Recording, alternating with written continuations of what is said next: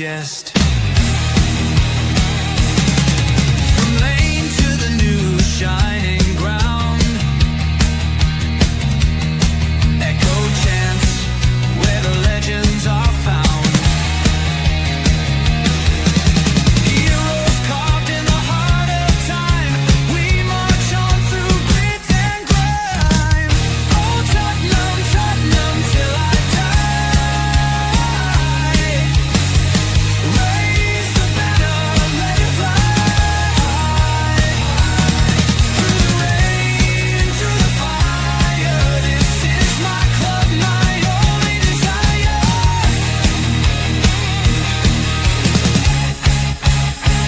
Oh Tottenham, Tottenham till I die. Raise the banner, let it fly.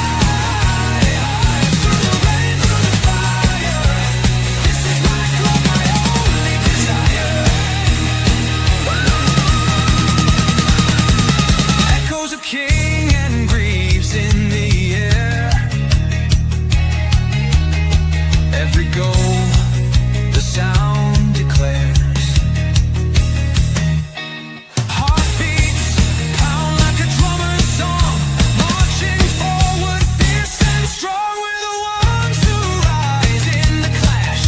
Numbers running in a white shirt dash. History burns in the roaring crowd. Every game we scream it loud. I'm Tottenham, Tottenham till I die. Raise the banner, let it fly.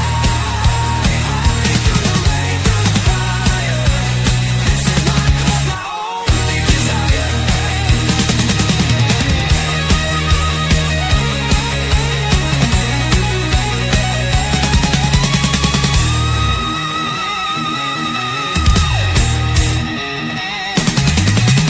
We're the ones who rise in the clash. Numbers running in a white shirt dash. History burns in the roaring crowd. Every game we scream it loud. I'm Tottenham, Tottenham till I die.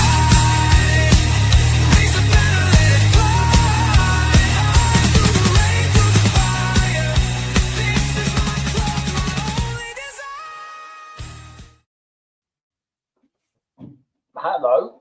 Hello, we don't know what's happened here. We've got a bit of malfunction happening in the background. Hang on, I feel naked now.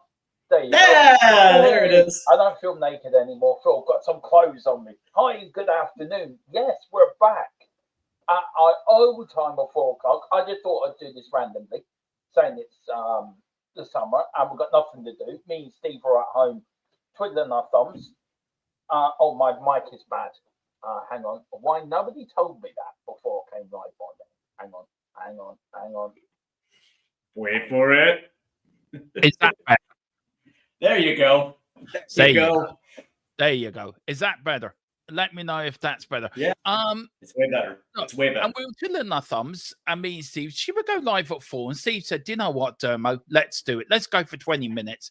Let's just talk some Tottenham." Of course, we are back on tonight, 8 o'clock. Me and Steve are going to look at the fixtures. Can't wait for that. Really excited yesterday to see some of the fixtures come up, but that's for yesterday. But it dropped last night, the interview of our new manager, the man that's going to take us to glory, the big man, Big Thomas Frank dropped. So we're going to talk a bit about that. We're going to get people's thoughts on it a little bit. We're going to take a little bit out of his interview as well. And also we're going to get Steve's thoughts in it as well and where he thinks about it. And also we're going to dip into we're making this into a 2-part show because Friday night at 8, me and Steve are going to try. I don't think Steve's seen it yet. When he does see it, he will understand why I'm laughing. We're going to try to make sense of the Daniel Levy and Vinny interview, which more look like something you would get from first dates after they've had their dinner. I mean, it was the most weirdest video ever. So Daniel Levy comes out and says, "I want to win the Premier League." Well, Daniel, you've been owning us for 24 years. don't you think that should have been on day one? But look, that's for Friday tomorrow night. That is going to be, so that's why we're splitting the shows into two separate shows. Let's welcome a few people in to see who's in the chat. We've got Wayne Bonner. Good scorching afternoon, everybody. Hope you're all well with this weather. It's lovely out there. It's lovely in the southeast of Ireland. The sun is out. The sea is beautiful. So I live near the sea. How about you? How's it in Michigan? Well, it's currently raining. Is it really? Yeah, see, we actually had a nice little string of sunshine there, but all of a sudden yesterday it clouded up, and then we had tornado warnings. And we're having this, what I like to call your typical late spring, early summer thunderstorms, but it's supposed to clear up, and tomorrow it's supposed to be back to 80 degrees. So yeah, a little momentarily rain, but yeah, whatever, man. I'm surprised you're not out dancing in the rain. No, you know what, man? I singing in the rain. I resisted putting on the trench coats and pulling up my Mick Jagger and David Bowie. You know, don't do that. I wanted to, but you know, I just can't dance in the streets anymore. Sorry, please, that is the one Bowie song, and everyone knows I'm a massive Bowie head. I cannot stand it. I refuse to buy a greatest hits because that song was on it. And that's how strongly I am against that song. I mean, I literally refuse to buy the greatest hits, and I did find another one without it on. It's the worst video in music video history. It is. I don't know how to describe it. Before the watershed, in one word. It's. I will say that it is fiercely flamboyant. I'll just say that. that's because that's actually saying it slightly. I can't really say what I want to say because I don't want to get I don't want to get the channel demonetized. So we'll just say that it was fiercely flamboyant. If we ever the day we come off YouTube, Steve, we'll let you say exactly what you want to say on that subject.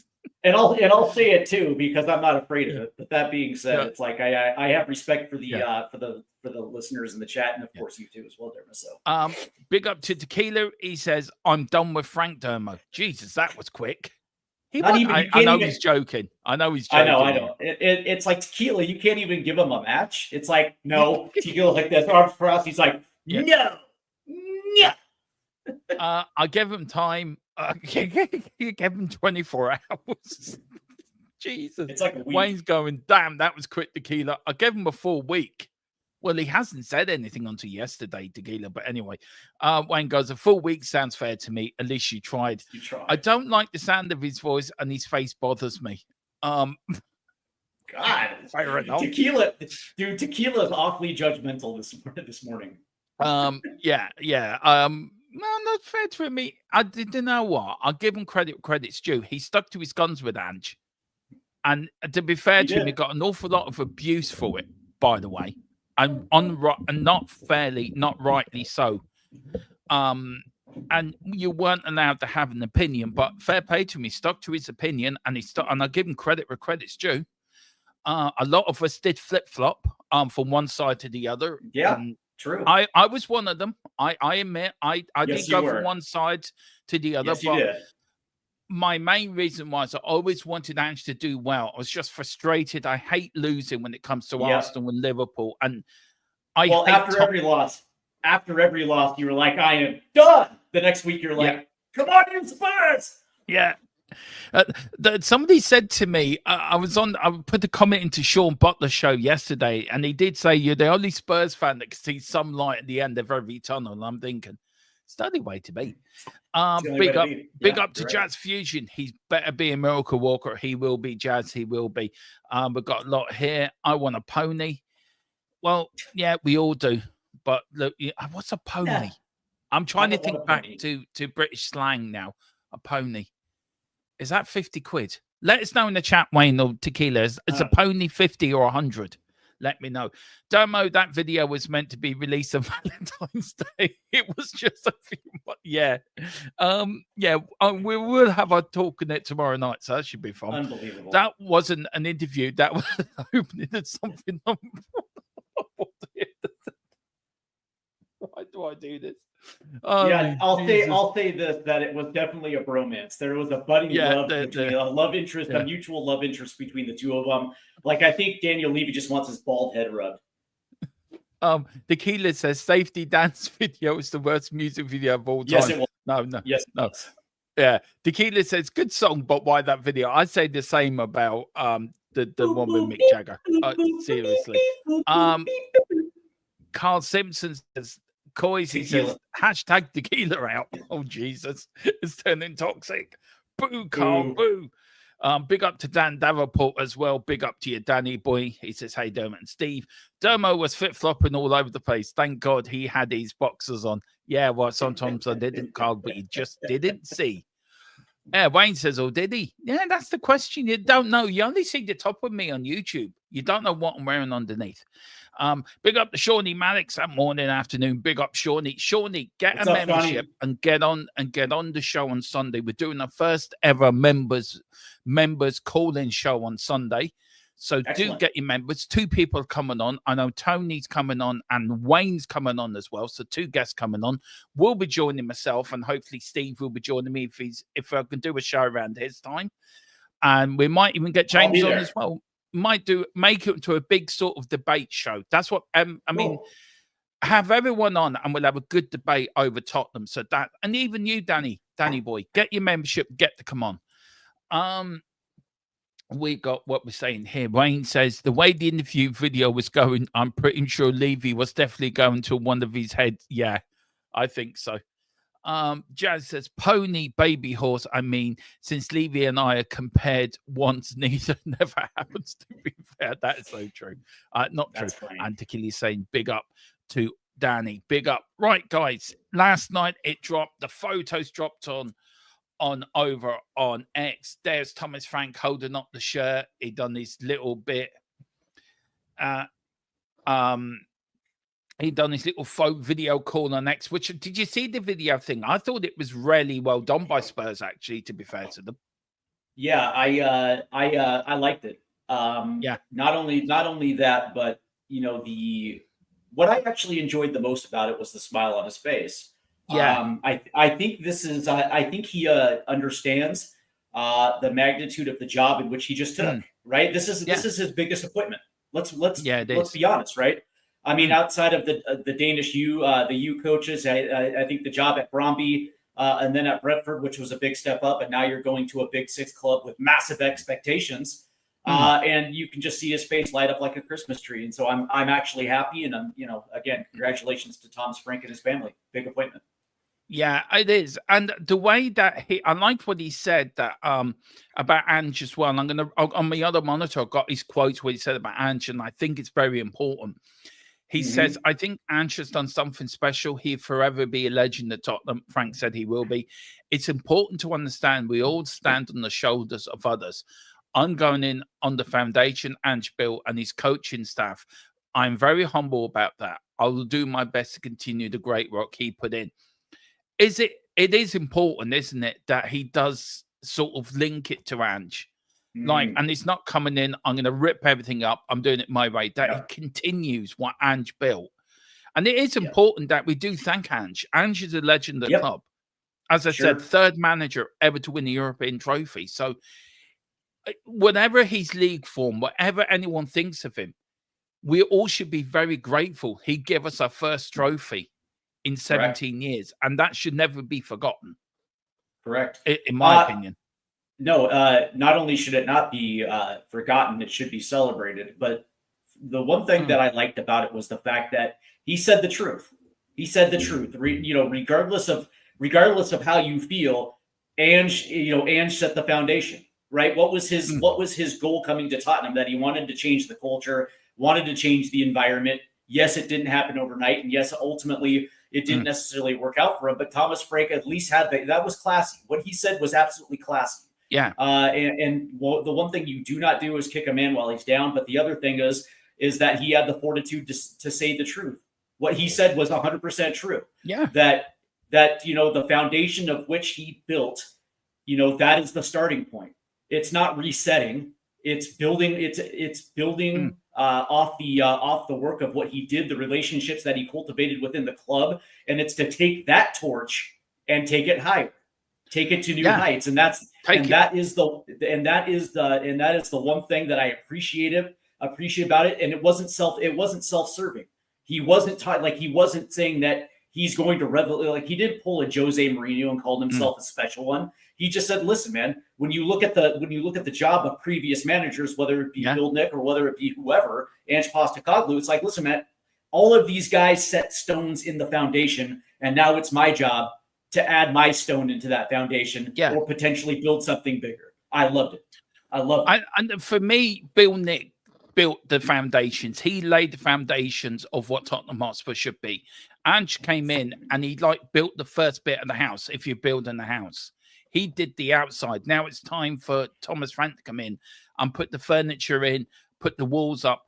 I wanted to say a few comments here that I think is very good, and I think it's a good talking point as well. That where is it? Oh yeah, big up Shawnee. Shawnee says Ange has done great work. The squad is better than when he arrived. I think the whole club is better. I think Tottenham are a better club for Ange Postecoglou, in my opinion. You look at the players that got out, Steve. Dyer, Sanchez, Dombele. But shouldn't Paratici get a lot of credit here too? Because it was him that got these players out as well with Ange. So should Paratici get some credit as well, along with Ange? Well, yeah, I would think so. I mean, when you look at the roster that was built, most of the impact players, most of those core players that benefited under Ange were Paratici signings. So in that scope, 100%, yeah, he probably should get credit. But what I will say is that when I guess you can say is when the Premier League, the proverbial Premier League house was burning down with the 22 losses, Ange still was able to rise up and win a trophy. To me, that's the most important thing. We can talk about all the negativity until we're blue in the face. But the reality was that he pulled off something that I don't think a lot of people gave him credit for. No, and that has to be respected, and that has to be talked about. Yeah. 100%. I agree, Steve, because you could talk about the 17th league. You could, if you want to focus on that, Graham, focus on that, but also have the decency to focus on we won a trophy, not just any trophy. We won a European trophy. And for a manager to do that, I think takes a lot of balls to say, right, I'm going to bin off the league. I'm going to put all my eggs in one basket. At any one time during that cup run, that they could have been knocked out. You look at Frankfurt away. You look at AZ Alkmaar. I mean, in the round of 16 against AZ Alkmaar, going down 1-0, coming back that second leg, and all the pressure was against them, and they were able to pull that one out, right? So I mean, you look at the magnitude of which those guys showed up. And I think a lot of that had to do with Postecoglou and the fact that it was the reinforcement that, not only are we capable, but we're going to do this. 100% we're going to do this. Yeah. And I think that proves his not arrogance, I think it's the wrong word, but I think his belief that he can do it. And I agree with that. With everything you said, Steve, I totally agree, because I think Ange deserves a hell of a lot of credit for what he did. Big up to Big Bad Rom. He says, where is the takeover? Where are the signings? Look, it's early days in the transfer window, so don't be worrying yet. Signings will happen. The takeover, look, I would love to tell you what's happening, but I can't. I'm signed up to an NDA. If I say something, my source then gets into a shitloads of problems. Correct. Steve is signed up to the same sort of NDA as well. He knows he can't say anything. And we'd love to, wouldn't we, Steve? We would love to tell them what we know, but we just can't at the moment. But mark my words, something big is happening. Well, what I will say, regarding the signings, I mean, we already brought Matisse Tell back on a number that actually makes sense for this club. And we also are going to get Nicolo Pasili from AS Roma, which as soon as he's done with his international obligations with the U21s, I think he's captaining the U21s in the championship right now. And of course, he already got Italian senior caps. But as soon as his obligations are done, he is expected to sign a 5-year deal with Tottenham Hotspur. So not only are we still building with very good youth that are going to be around for the next 5-6 years, but there is expectations that there's going to be veteran leadership coming in. And I'll say this right now, Derma, I fully expect Brian Mbemo to be a Tottenham Hotspur next year. I expect it. For what I'm hearing, what I've been told, he's going to Man United, but football things can change. Yeah. Football thing. All it takes is money. That's all it takes. Big up to come on you Purs. I love that. I actually love that. It says, I think Ange is getting way too much credit. It looks clear to me that the players took it upon themselves to get through that tournament, and as they already lost faith in Ange's philosophy. Look, whatever's said and done, I see where you're coming from. Whatever's said and done, we still won this we still won this trophy. So let's enjoy it. Let's enjoy it. Ange, look, if you look at the league season and the cup season, Ange deserves criticism. Perfectly right. 22 league defeats, the worst as any Tottenham manager. Yes, he deserves criticism. But I think in the same breath, he deserves credit for winning us our first major trophy in 17 years. And to win a European trophy is something really special. 100%. And do you know what I give him credit for the most? Is that he recognized that the downfalls of his open high flying system, and became entirely way pragmatic as the season went down. He realized that I would probably assume that he realized it after the 6-3 thrashing to Liverpool, that he was going to have to adjust, because in order to do it, he was going to have to be a lot more tighter at the back and a lot more tighter through the midfield. And he adjusted. Nobody gives him credit for the fact that he adjusted down the stretch in order to win that trophy. That's what I give him credit for, because he realized it. And he went to a more counter-attacking style. That's, that kind of suits his philosophy. Nobody gives him credit for the fact that he recognized it and adjusted. Yeah. Look, thank you, Ange. But look, the future is Thomas Frank. Yep. How excited are you? I'm really excited about Thomas Frank, though, because I said 2 years ago, before Ange was appointed, I wanted Thomas Frank in as Tottenham manager. We've had to wait 2 years. We've been through the roller coaster ride with Ange. Do you think Frank brings a more stabilizing to the management style to games now, where we are going to set up tactically better than we were set up under Ange? We're going to be a bit more difficult to beat. Do you think it's important that we are a bit more, not fully Conte Mourinho style, but we do sort of lean that way a little bit without foregoing our philosophy as a club? I think we have to. The interesting thing is, when he was hired, I thought it was kind of a safe hire. Like, if you were looking for stability, well, that's one of his positive traits, considering he was at Brentford for 8-9 seasons, right? So he stabilized that. He was one of the many people that helped stabilize that club into a regular Premier League team. So there has to be some credit there. But one of the things that I'm actually excited for is the fact that he's tactically fluid, right? He's not necessarily married to one style of which he plays football, right? So there's going to be times where we're going to be playing in a 3-5-2 with 2 wing backs and 3 center backs, right? 2 up top. And there's going to be the possibility of potentially a guy like Matisse Tell or Brendan Johnson playing the inside forward right off the shoulder of Dominic Solanke. You know what I mean? So it's going to, we're going to be able to be in a position where not only are we going to be a far more fluid through the midfield, but we're actually going to be able to ping balls into the box if that's absolutely needed. But when I think about his style of football, I think it's going to benefit guys like James Maddison and Dejan Kulusevski, forward passes, forward movement into the box, making runs. And it's going to be something completely different that we didn't see under Ange. Even at the height of Ange ball when we were actually playing it, it's going to be a little bit different. And I like the fluidity, the tactical fluidity in which he sets up, because there's not going to be one team in the Premier League that's going to be like, okay, this is definitively how he's going to play against us.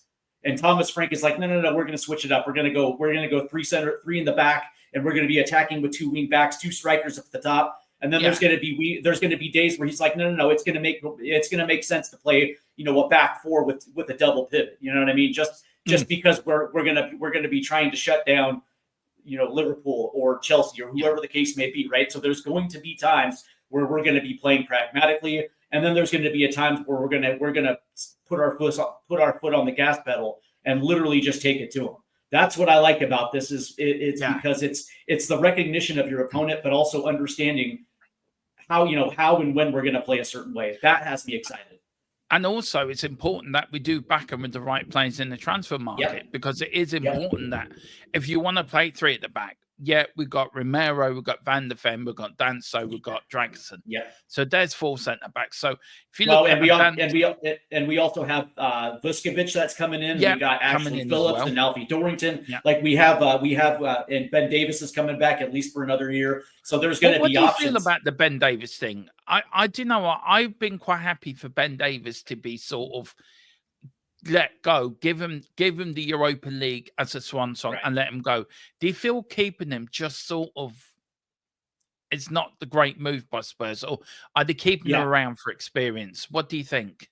I think that we should have used that roster spot and his weekly wages to improve. I actually thought it would have been better if Ben Davis actually went to Wrexham, because there was that talk that Wrexham wanted him. And of course, they just moved up to the Championship, and it would be an opportunity for him to go back to Wales, finish his career, the Welsh captain, returning back to Wales to finish out his career to help Wrexham get up to the Premier League. I thought that was a match made in heaven. Obviously, he wants to stay at the club. Okay, fair enough. But that being said, there's plenty of options out there, either for left back coverage or left center back coverage. I think the Spurs could have done way better with that roster spot.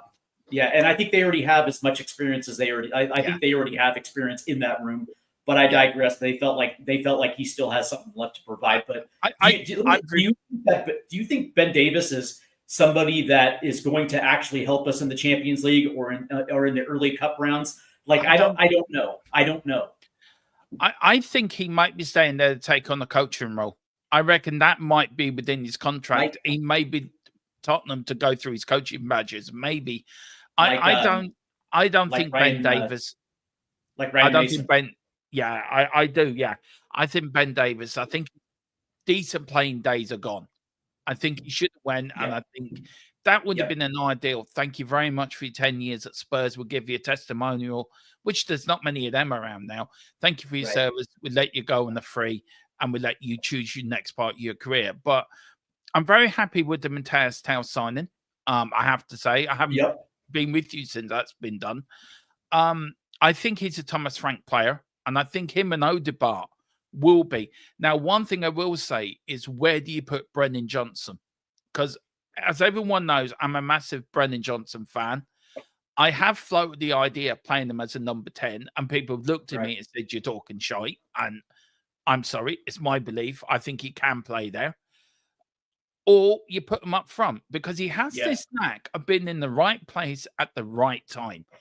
You look at players from the past, I'm not saying he's as good as these players, but I'm using them as examples. You look at Thierry Henry. He started as a left-sided footballer.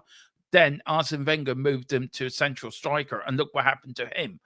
So where do you see Johnson fitting into a Thomas Frank front three? Because if you've got Odegaard on one side, you've got Matthias Tell on the other, and you're playing two up front, do you play Johnson up front with Solanke? Yeah, it's the exact same question with Matthias Tell. Like, what position is what position is going to put him in a position to succeed? Which accents his strong suits? And the interesting thing, right? So let's just say if they're playing two at the top and three in the back, you can literally play him at a false nine position, right? He already kind of moves centrally to the post anyway. And you can have him in a system where he's playing off the shoulder of Dominic Solanke. That's also something that you can do with Matthias Tell as well too. There's no, I think that's 1A, 1B. But that being said, it's like, I guess that question is going to be resolved depending on what direction they're going to go for on the right hand side. Is it going to be a guy like Brian Mbemo? Because if Mbemo comes in, then obviously that kind of pushes Brendan Johnson either into a backup role off the right side, or maybe Thomas Frank does, decide that they're going to change positions, and maybe he ends up being that inside forward false nine type of role, which I think I actually think that suits him a little bit better than being a 10. I think, I It does. don't trust it. I don't trust Brendan Johnson's distribution in being able to facilitate it like a guy like James Madison, who's been a 10 his entire career. Yeah, but I think Tell is the chat's saying it. And I think me would agree that Tell is a club signing. I don't think he's a Frank signing. He's more of a club signing, I think. And I think that was already sort of agreed before Ange was there, before Ange left. Because they were saying it before the season ended that they wanted Matisse Tell back, but they weren't going to pay 65 million for him. I do know. I was quite happy for Tell to come back on a year's loan with an obligation to buy. But I think with the 30 million they've used, Bayern Munich owes us 30 million. So I think take 30 million off that. It was essentially a free, Derma. Like they still owed us 35 million pounds, and we got him for 30. So it's essentially a free. It is.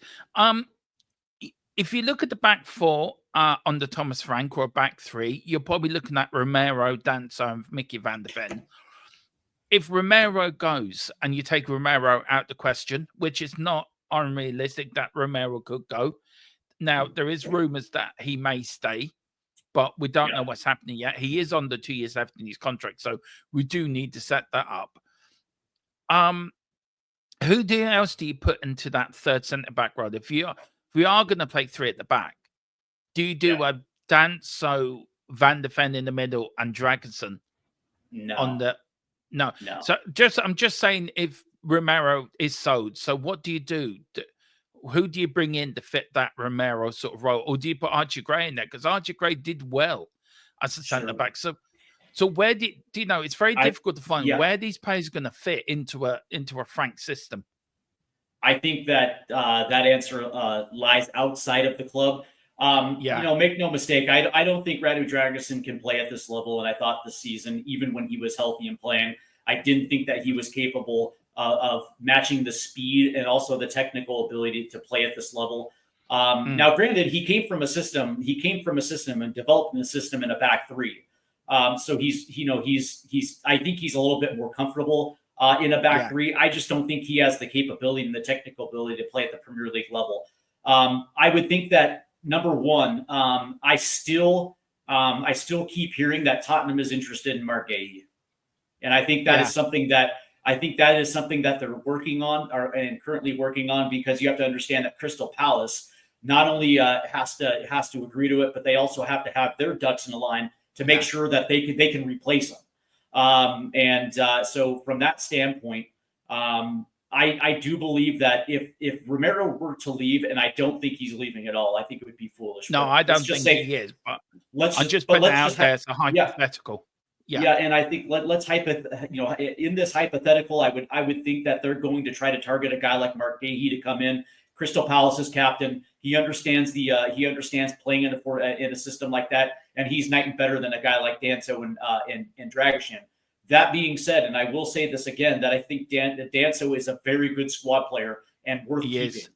And I think that when it comes to the early cup rounds, or maybe even early league phase Champions League teams, especially if there's a need for rotation on any of the back three, I think Kevin Danso is more than willing to step up and facilitate that role on a game-by-game basis. The only thing we just don't know about Danso is whether he can be a starter at this level. I think the sample size last year was just a little too small, but I like Kevin Danso. I do too. Simon Cohen says Braithwaite from Everton. We've got Nathan Collins as well, Irish international, who I see a lot of playing for Ireland. Played for Brentford as well under Frank. So there's a couple of options. None of them at Romero level, probably coming the squad players more than the replacement. But I think I agree with you that Romero won't go. I think they got to tie him down to a new contract, though. I do. So but that look at the resume, right? Me personally, I believe that Christian Romero is a top 10 center back in the world right now.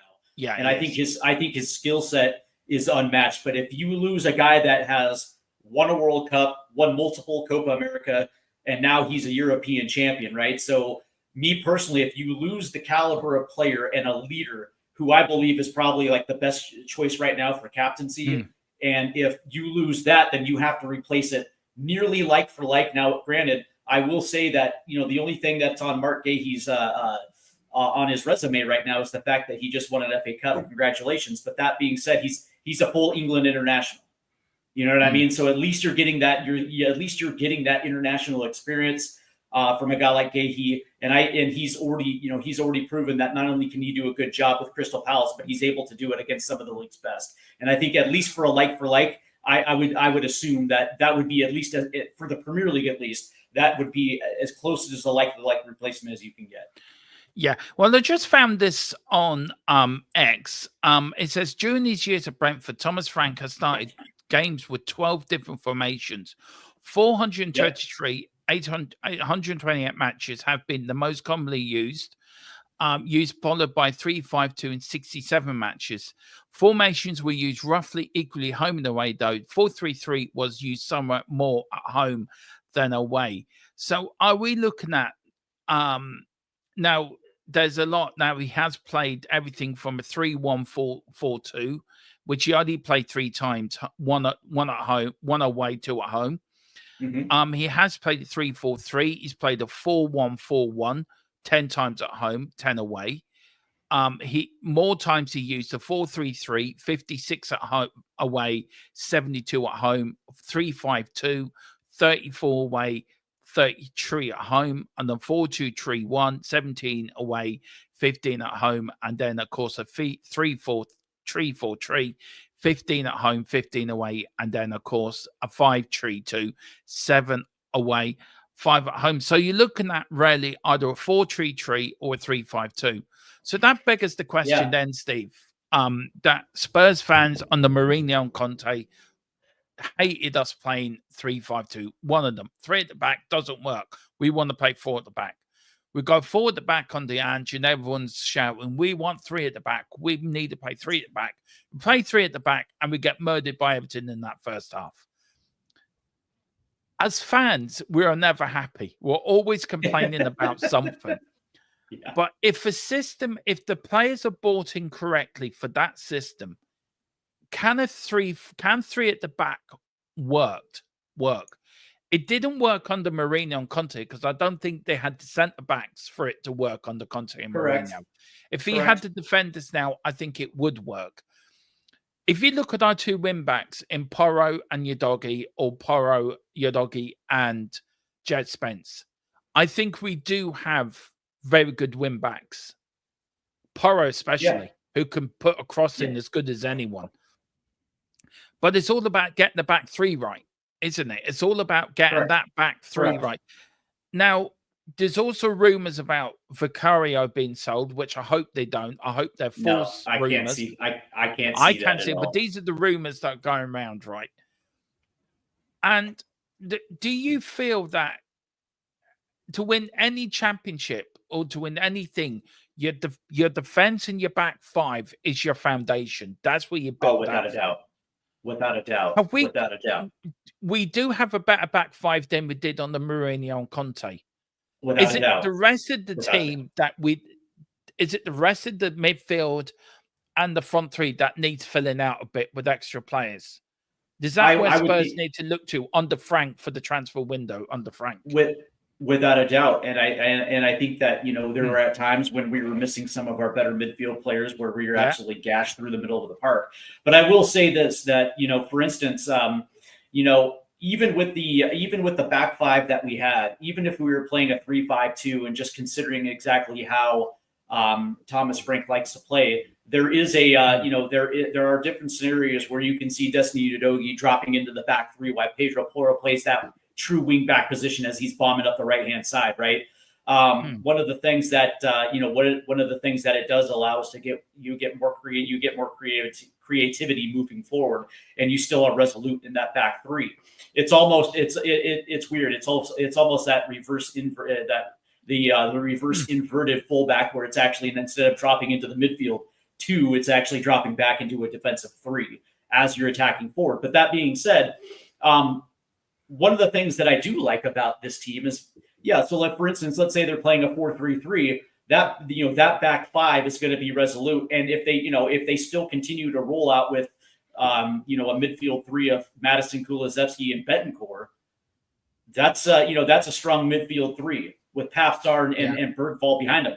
What I will say is that moving, moving to the front of the park. I've been consistently saying this, for quite a long time, right? It's not necessarily the starting 11 as far as the front three. It's also the squad rotation behind them. Yeah, that is absolutely lacking. Now, and I've said this, that they need an overhaul of the front three, and meaning that they need experience in those on the right hand side to challenge Brendan Johnson. Same thing with Solanke up front, and then also you have to decide who is going to be the future at the left wing position if Sonny ultimately leaves, right? So you're going to have a big void on that left hand side.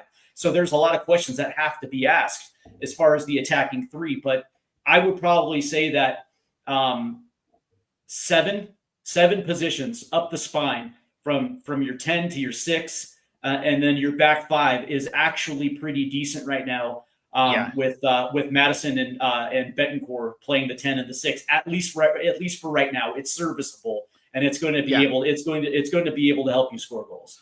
And look, and I like Betancourt, always have done. I call him the Uruguayan general for a reason, because I think he is a general. And it gives you that balance in the midfield. I always feel when Betancourt plays, it balances out. Papa Sarr, good player. Basuma, I think, needs to go, to be fair. I think, I think we need to bring in the number 10 to push James Madison, because I feel if he's got competition, the one thing about James Madison, he wants to go to the World Cup next year. Yep. So he's going to want to play his heart out to go to the World Cup. So you bring in the number 10, that pushes him. A striker, I've been saying it now quite consistently, that we need a striker that's going to be up there to get you 20-odd goals in the season. Correct. Now, we were so lucky to have Harry Kane, because he won you games or got your points in games, which gets you points on the board, which gets you Champions League. That's why any games that we watched when Harry Kane was playing we're losing 1-0. We've got a draw out of it, or we're drawing. He pops up in the last minute with a winner. So you're picking up points where you don't deserve to pick up points. Gets you Champions Leagues. So we do need a striker. But the problem is, and we both know this, Steve, is won't pay the wages. That is the biggest stumbling block. If you're looking at that Brentford player, I forget his name, that's going to Man United, or what's his name? Brian Mbemo. Yeah. You say to him, right, okay, we'll give you 200. He wants 200 grand a week. Okay, we'll pay you 200 grand a week. I think this structure of not paying players the proper wages is the biggest stumbling block of getting us decent players to come to the club. I would agree, and when you look at it in a vacuum, that they were willing to give Timo Werner 165,000 pounds a week, but they're not willing to go to 185 for Brian Mbemo, a guy that just came off a 20-goal season. You're not willing to pay him Timo Werner money. Yeah, but you're gonna allow him to go to Manchester United because you're capping yourself at 145,000 pounds a week. Make it make sense for him. Make it make sense. It doesn't. And you're right about bringing up Timo Werner, because we paid him 160 grand a week for doing what? Sitting on his ass, doing absolutely nothing. And he's now up for sale, believe it or not, for €4 million. RB Leipzig are letting it go for 4 million. How much he's fallen down the pecking order. But we do need to pay the wages. But that is for a later stream. But Steve, we're going to leave it there, because we are back on tonight. We are going to talk about the fixtures. We're going to go through it. We're going to sort of have a little game. How many points we're going to get for the first sort of 10 games. Me and Steve are going to do a little competition. We're also, I would like to announce, me and Steve are starting a new podcast on the Full-Time Sports Network, where me and Steve talk Premier League. We're going to spread our wings a little bit. We're going to talk all things Premier League. So watch out for that. That is on the new full-time. I forget what it's called. Is it 5 points? 5 Tiers podcast. Yeah. Okay. There you go. Is it 5 Tiers podcast? I thought it was 5 points, but regardless, it's on. We'll let you know where to find it. Yeah, we'll let you know where we do.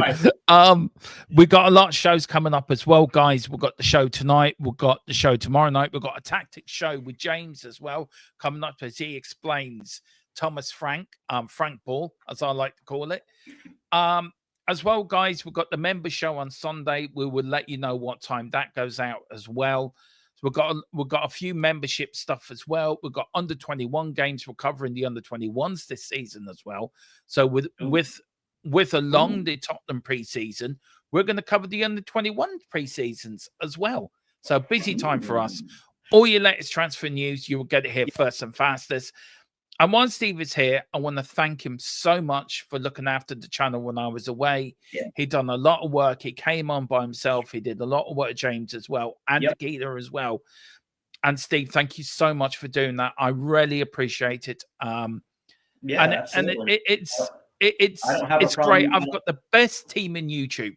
I really do. I really admit that. I have the best team on this channel, and please do get over to Stateside Footy, because I know Steve's got a hell of a lot coming over there.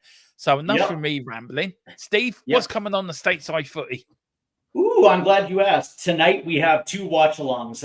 At 6 o'clock Eastern, we have the Club World Cup watch-along, Atletico Madrid versus the Seattle Sounders, my hometown Seattle Sounders, live from Lumen Field. That's going to be 6 o'clock Eastern U.S. time. I believe that's 11 o'clock UK time.